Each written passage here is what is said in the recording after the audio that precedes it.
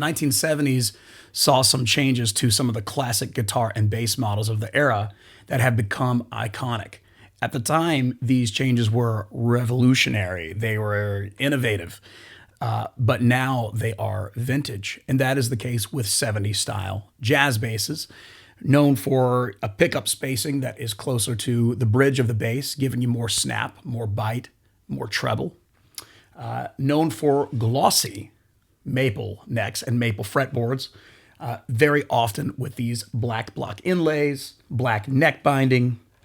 We saw a lot of different colors where the 60s had been very, colorful with bodies.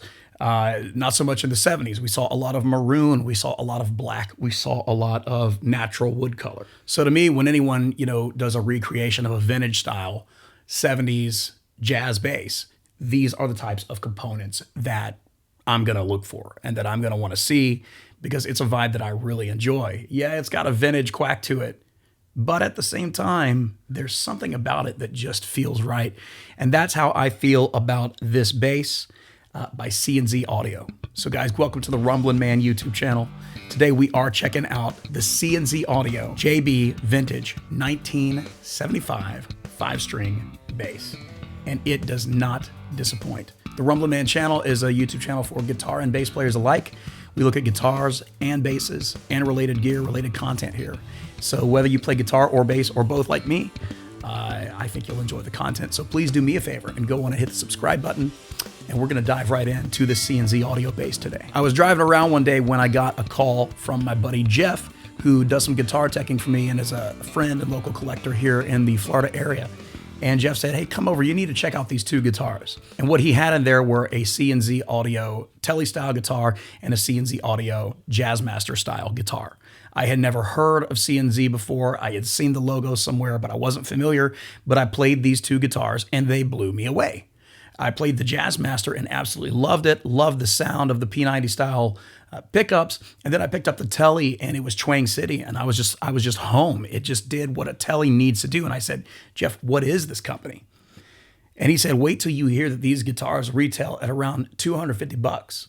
And I was immediately a fan. And so it took me a while to actually be able to get in touch with CNZ Audio, but I did pursue that and we did connect. And the result is that I'm going to check out a few of their products because I'm very interested in what this company has to offer. But please keep in mind that my review is unbiased, as is every review that we make here on the Rumblin' Man channel. Because if there's a problem, I'm going to report on it. But when it comes to this bass, I have not yet discovered any problem. I've not yet discovered any issue or anything about it that I don't like. In fact, making this video as well as a couple other videos with this bass, I've been playing it for about a day straight. In 24 hours, I've hardly put it down. And I find that it has been extremely comfortable to play for that entire duration.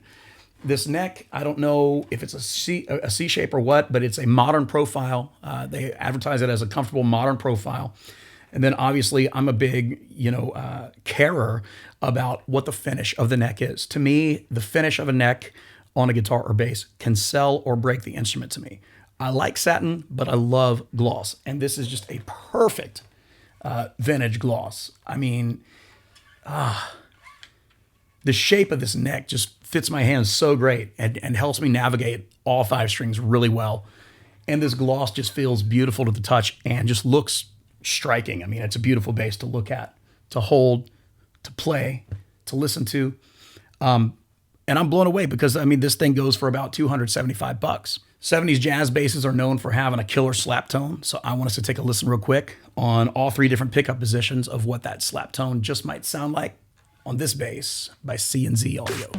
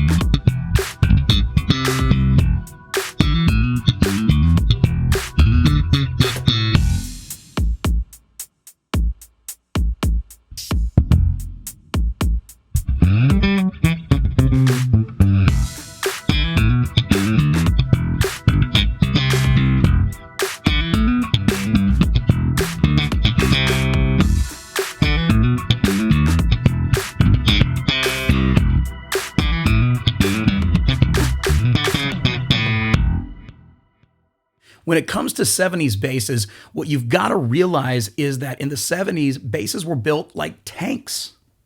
They weren't these flimsy, lightweight things we sometimes find today that claim to be 70s recreations. They're not 70s recreations in so many cases. And on this very channel, I have reviewed other basses, that tout the name 70s jazz bass or 70s P bass that are recreations. But to me, they often don't nail the vibe. And the main thing about that is how it feels. Because in the 70s, basses were built like tanks. They weren't lightweight. They were nicely finished. And it was just really something to play one, and still is to this day when you could pick one up. What I like about this bass is that in those particular avenues, it kind of does nail the vibe. Now, though we didn't really see so many 5-string jazz basses in the 70s, this still nails the vibe to me. The addition of the 5th string is very nice because if you're a 5-string player, if like myself, you prefer to have the flexibility of a low B string, then it's really good to have an option like this. And just, it feels like the real deal to me. I mean, this is a solid alder body. We've got a maple neck, gloss maple fretboard, the binding, everything feels like the real deal. This is a steel saddle vintage style bridge here. And then obviously we've got the classic control configuration of a neck and bridge pickup, a volume knob for each, followed by a master tone knob. And I don't know, it just rocks. And even the headstock looks nice. I like their logo. It's cool.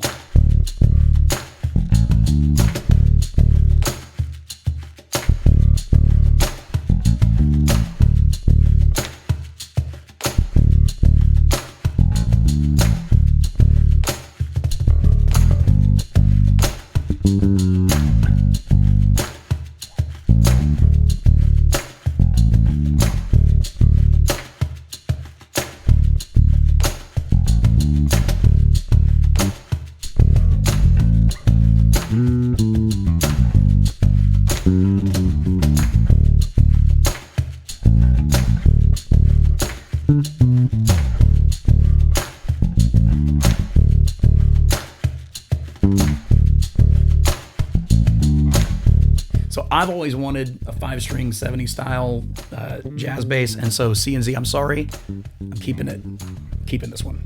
Sorry, guys.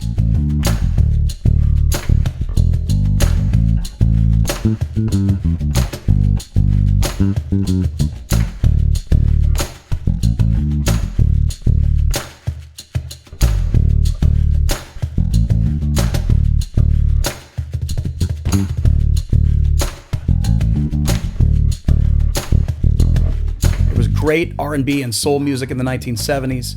You still had Motown making records in Detroit, Stax in Memphis, other cities as well, making great music. And so let's play a little bit of that sweet soul type of music and listen to, if you're kind of in an R&B band or do some older vintage stuff, you'll want to know what this bass can sound like in that context. So let's check it out. For the demos in today's video, I am using the Line 6 Helix LT, which I use regularly as a standalone unit for bass guitar. If you as well want to use Helix LT with bass, you can have my signature patches that I use in this video for a very affordable rate. So if you're interested in that, do click on the link in the description. That will take you to where you can download the patches you're hearing. All right, let's check it out.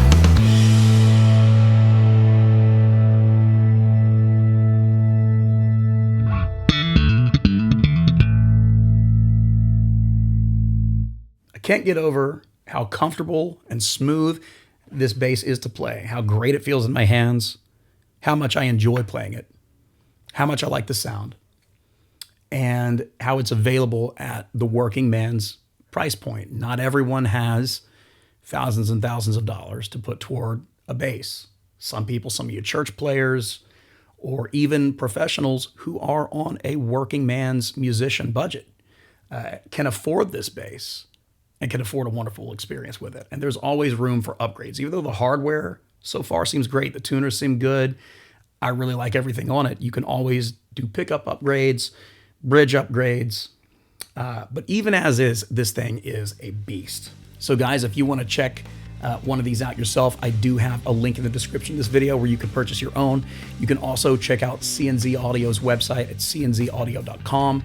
Great basses, guitars, pedals, and also anytime you order a bass, they throw in a CNZ Audio cable, which is what I used for 90% of the demos in this video, and they're absolutely stunning cables. I really like them a lot. So great company, great products. Shout out to Jeff for introducing me to this company. Shout out to the guys at CNZ for allowing me to review this bass today. And we are going to be looking at more CNZ audio basses. So make sure you are subscribed to the Rumblin' Man channel, okay? Do you like 70s style jazz basses? Hit me up in the comments and let me know, because I love them and I want more. All right, God bless you guys. Thanks so much for watching, and I'll see you in the next video. Peace.